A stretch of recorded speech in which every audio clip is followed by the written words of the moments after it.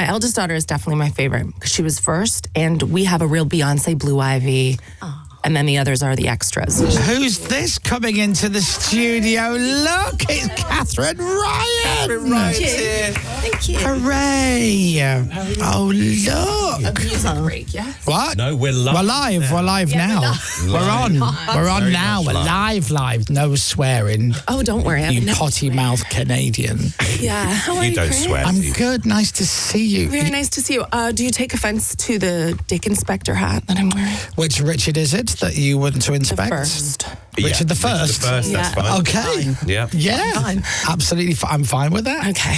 You can't really see it anyway. It's kind of It's just my side hustle. That's fine. On the northern. Do you need me to play a song so you can... No. Okay, all right. This is who I am all the time. Okay, all right. I'm just checking. So we were just talking about the fact that you're playing 3 nights at the... Oh, I'm not introduced you properly. Oh. Sorry. Ladies and gentlemen, Katherine Ryan. So, 3 nights at the London Palladium. People say it's overkill. No. The ticket sales indicate. Yeah. And I love being on tour. I love playing in London, especially. It's just nice to be, especially the Palladium. You can have dinner in Soho. You can go to a beer garden first. But now we're well into beer garden season. Do you drink beer? I like a garden. Right. I'd have like maybe a lime raspberry cider in the garden. Oh, that's nice. Or a white wine in the bath. A white wine? Maybe. In the bath, in the beer garden? I like to bring my own ice bath. Where do you drink? You know, just keep the biohacking going on. Sure. While I'm having alcohol, yeah. Okay. No, I worried. I said to my promoters, it's going to be a really nice week. And we do struggle to get people indoors in the UK when it's that sunny. But people have bought the tickets already, right? Some people. Right. But if there were many, I wouldn't be here. So, okay. I would love to come, but I wouldn't, there wouldn't be the panic of, get on Chris Moyles and tell them you're back at the Palladium. Okay. Absolutely. Perhaps having reached the final of the Gong Show. Thank you very much. Yes, that was, I think we found out I was going to do it when you were in last time. Maybe if you came on and did a Type 5. Type 5. I'd love to do a Type 5. Before my loose 2 hours. And if you want to bring maybe 50 of your friends to buy tickets, that would be great. Yeah. Yeah. Absolutely. 3 nights at the Palladium. You played the Palladium before. We sold out 3 nights in March and 3 nights in April. Oh, and yeah, it's overkill. I'm exaggerating. People are going to come. But we'd love to sell it out again. Okay, well, Amazing. it's Thursday, tomorrow, Yeah. Friday and Saturday. What would you prefer people to buy tickets for? Which of those shows? I don't mind. This is the selling point, though, Chris. I begin at 8. I do not have a support act. Oh. I went to see 8 Sarah o'clock. Silverman at the Palladium on Monday evening, and I loved it. And Sarah Silverman was in town? Yes. I didn't know that. You were probably in a beer garden. No, I was at home. I had a lovely night. I went to Kingley Court in Carnaby Street. I had lovely Mexican food with my husband. I met up with Roisin Conady, Joanne McNally, Simon Amstel was there. It was all going on. Wow. And we went to see her, and she was wonderful. And there was a surprise opening act to Jimmy Carr and Sarah Keyworth. I loved that, but I'm old and I've got the babysitter, and I thought, come right on at 8, and that's what I do. Oh, see, now you should have come to see Sarah Silverman when she played in the UK, and she played Hammersmith Apollo. Oh, yes, I read about that. And she had a support act, and then she came on. Yeah. She was very, very funny and fantastic. And then she went, right, thanks very much, bye-bye. And she walked off, and everybody laughed, and nobody applauded, because they're like, well, she's leaving. She's done like 40 minutes. Yeah. And then she had to come pop her head out and went, why are you all still here? Seriously, that's it, I've finished. And everyone laughed again. Ooh. And then she goes, no, that's it. I'm done. Yeah. And it was really awkward. And everybody was like, ugh. And she's like, oh, get lost then. Well, she did a magnificent hour this time. She was brilliant. She's when I great. saw her. She's like one of the reasons that I am a comedian. Really? But yeah, I loved her from the start. But Do you know her? Right at 8. I do. I know her. I popped backstage to say hello because Jimmy was there. She behaved as though she knew me, but I'm not sure if it was acting. Right. She definitely knew Roisin. Is Jimmy your like manager, dad? Like, because like wherever Jimmy is, you're pretty much nearby. I wish all of those things. If Jimmy were my dad, I'd have married rich. I'd be on Necker Island, privately educated. I'd have a nice life. Right. Yeah. No, Jimmy is just my mentor and my inspiration. Still. He's so nice. Still, though, is he? Still, yes. And he's letting the mask slip a bit. People are seeing how clever and kind Jimmy is now. See, I think he's got more of a mask because he's had so much work done now. Yeah. He's had so much surgery. Every time he crosses his legs, his chin falls open. It's incredible. But it's working. It's beautiful. And, you know, as a feminist, I think that's why he's doing it. Because a lot of women, they get pipped to the post for surgery. Men are doing it too. I could tell you loads of Hollywood men who've had surgery. Nobody really notices. They just think his jawline looks sculpted this year. But Jimmy can't walk properly. Can he walk properly? He can't walk because properly. Of the size of... I don't know what it is, but I've been watching The Last One Laughing. Yeah. And he has to walk from one room to the other. Oh, yeah. And I've got to stand up for this. He can't just start walking. He has to launch himself off in a very camp manner. So if I was to walk over to you, I would just walk towards you. You would. Where Jimmy kind of goes, okay, see you in a minute. Oh, he does a little skip. He does, that's true. That's very He does well a little observed. back launch and then away he goes and off into the distance. That's just the velocity of Jimmy Carr, though. He's very motivated, very driven. If people wanted to get tickets to see you on your tour, where's the best place to go? I always like to get tickets direct from the venue. Oh, Right. okay. But you can also get them on Ticketmaster. I'm sure they're on third-party sites now that I can't. Is it not worth going to your website and having a look at all your tour dates? That was kind of... I just don't know what my website is. There's a link in my Instagram bio. My Instagram's at No one ever Kat. clicks those links. Look, I think we probably have a 2-for-1 offer at this point. I don't know. This is Katherine Ryan's show, Battle Axe. A very, very funny live show. I say it's very funny. I've not seen it myself. It actually is my funniest show, and it's well reviewed. Chris, why aren't you coming this weekend? This week, because I'm gigging this weekend. Fine. Because you could tell people you might spot me. Well, Your old pal, Chris Moyles. Let me have a look. London Palladium, then Guildford, Glasgow, Birmingham, Reading, Guildford, Milton Keynes. Oh, Guildford twice. But you could walk from work. To Guildford? Oh, the Palladium. Yeah. I see. You're Well, right. no. It's so round the corner. What time are you on? 8? I'm on bang on 8, and guess what? We're all in the car by 9:45. That's my promise to people. Wow. And in the second section, I take live dilemmas from the crowd. I put a lot of those on my socials. I've been changing lives. I'm a bit of an agony aunt. Yeah. Wow. Are you, and I asked the question with nothing but respect and love, are you the best person to be giving out advice? Yes. Okay. Because I've made so many mistakes, but I've also had a lot of therapy. And there are people in an economic crisis that can't afford therapy. Right. So I impart everything I've been told. Yes. And I haven't made mistakes in a while. I'm in my 40s now. Well, you I have don't a look nice husband. Yeah. I really haven't screwed up in a bit. Well, Really good. congratulations. Yeah. It's good. I've invested in stocks. I've got a pension. How are your stocks doing? Because Pippa and I have invested in stocks and we're very good at picking companies that just lose money. Pippa managed to tank Apple. Single-handedly. Yeah, it wasn't great. You know what's scary is that now I care what Donald Trump is doing and saying. Right. Because he has so much control over the volatile market. I used to just disconnect, and now I'm like, please don't say anything too mad this week. Are you a proud Canadian? Yes. Even though you've been here for a long time. Do you consider yourself Canadian and British? Being Canadian is a tricky conversation ethnically because of all of what happened before. The Indigenous people are Canadian, and I am ethnically. I'm not that old. I don't know. You don't know I wasn't about around. that. Okay, well, you don't want to hear about it. Right. Okay. My dad is from Cork. My mother's family are also Irish, but she's in Canada kind of 100 or 200 years.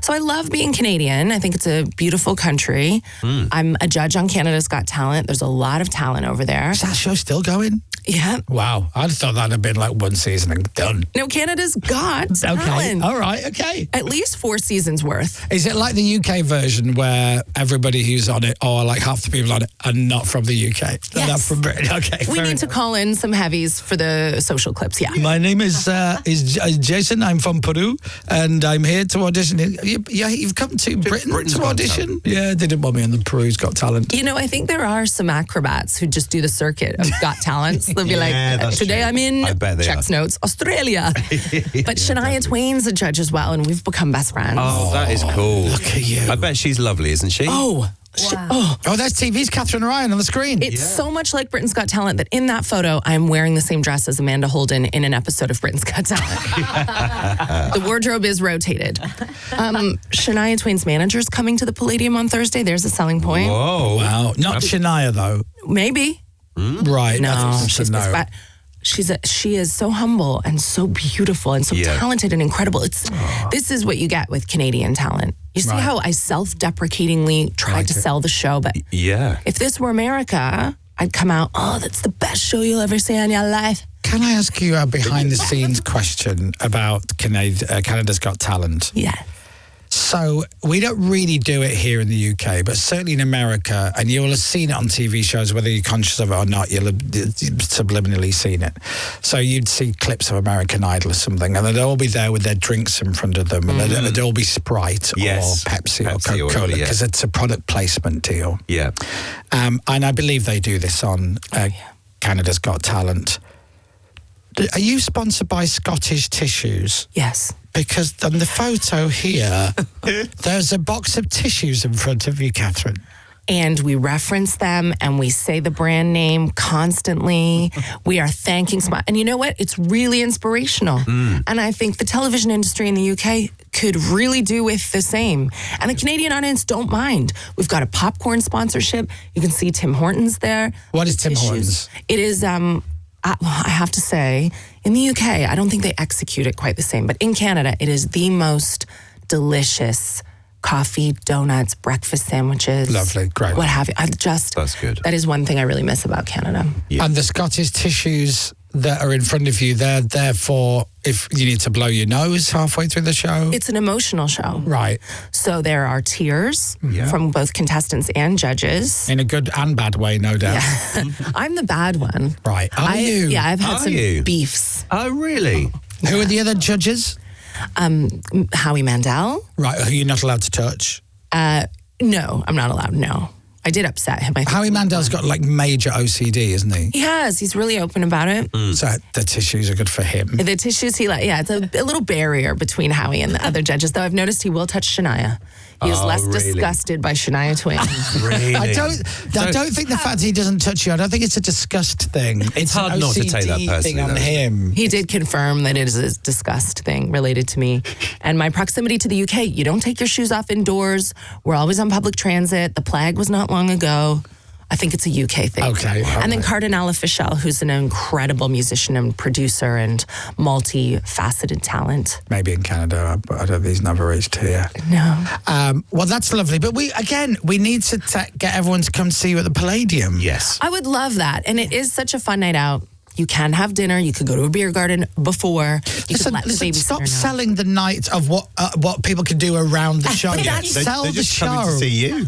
Yeah, exactly. Yeah, but I care about the whole night when I'm going out. Right. I had such a good night on Monday at the Palladium, and it was the whole night. Though I was there. Sarah went on a bit too late. The babysitter was not happy. Really? I work for her. Did you have to give her some extra money? Always. Do you have to give your babysitter food and make sure there's stuff in so they can eat it, or do you give them money to order food or something? Contractually, you are responsible for their food while they're with you, and that's fine with me. Wow. I'll babysit. Nah. Why nah? Because I asked if I could bring my 2-year-old today, and you didn't. You said the sight of a 2-year-old would make me sick. Well, I need to vet this 2-year-old. I need to see what the 2-year-old looks like. Like, you know, is it a beautiful child like you are beautiful? Or, you know, does it look more like, you know, Dom? Well, she doesn't look like me, but even I don't look like me, so that's fair. She's not my most attractive child. Right. That's Fred. Okay. Fred's really beautiful. Well, Fred can come in. No, but he's my least favorite. He's the most poorly behaved. Really? I like him. Yeah, and he's blonde, which is only acceptable for maybe 4 more years on man. Okay, I'm just about to get my hair bleached tomorrow. Actually, it's nice you have favourite children. Though. That's good, I think. My eldest daughter Violet is my favorite. Really? Because you always say, Dom, that you don't have favourite, I don't believe you. Right. I think parents have favourite kids. Yeah. It depends. It depends who's playing up at whatever, you know. It depends who's being a bit of a pain in the backside, whatever. I love all of them equally. My son's in Canada, actually. He's just gone over to Vancouver. Oh, wonderful. First time. And he's absolutely loving it. That's one of our best bits. Yeah, he loves it. My eldest daughter is definitely my favorite because she was first, and we have a real Beyonce Blue Ivy. And then the others are the extras, just like the other Carter children. The supporting cast, that kind of thing. And your first child, you had your first child very young. Your first child's what? She's like 30 now or something? 32? She's 35. She's fantastic. Right, we've had some text messages in. Lots of people saying, Chris, what are you talking about? Tim Hortons. I'm in Northern Ireland. There's loads of them there. Apparently there's a Tim Hortons in Watford. Oh, yes. there? So there you are. Yeah. We need to get on this. My wife and I saw Katherine in Bristol, so natural and flipping hilarious, from Tony, who's a middle-aged man. Tony, I've never been called natural before. My husband surprised me yesterday with tickets to see Katherine Ryan at the Palladium on Saturday. I'm so excited. I love her, says Fiona. Oh, Fiona, he probably got the 2 for 1. All right. What else? This is. I was talking about babysitting kids earlier, and I said I'd let them play Call of Duty and smoke cigars. So you're back in the mix. I will let you babysit. I listen. I'm a great uncle. I'm a brilliant uncle. I know that. I would be a terrible parent and have the kids taken away from me. Well, the secret is most parents are terrible parents, so you'd fit right in. I know. I'd say you're a good parent. I think you're very good. Thanks. Yeah. I reckon when you do stories, you do all the voices. The British accents that they've got. Yeah. I like when they're posh and then they grow up and I get called bruv.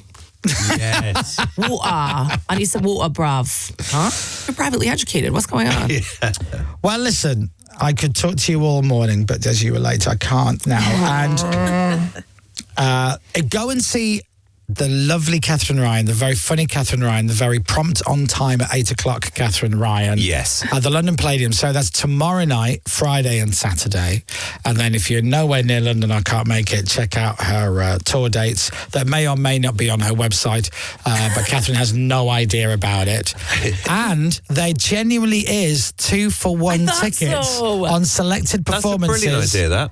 At the London Palladium. You don't see that very often. That's a genuinely brilliant idea. What you don't see is comedians promoting it. If their ticket sales are iffy, they'll go, last tickets remaining. But I'm very honest. I'm like, I think they're giving them, you'll find someone to pay you to go. But it is a great show. I'm not joking. And it is my last bit of shows in London, and then I'm probably going to have another baby, and you won't see me for a while. Wow. Why would you have another baby? Because I'm sexually incontinent, Chris. You know what I'm like.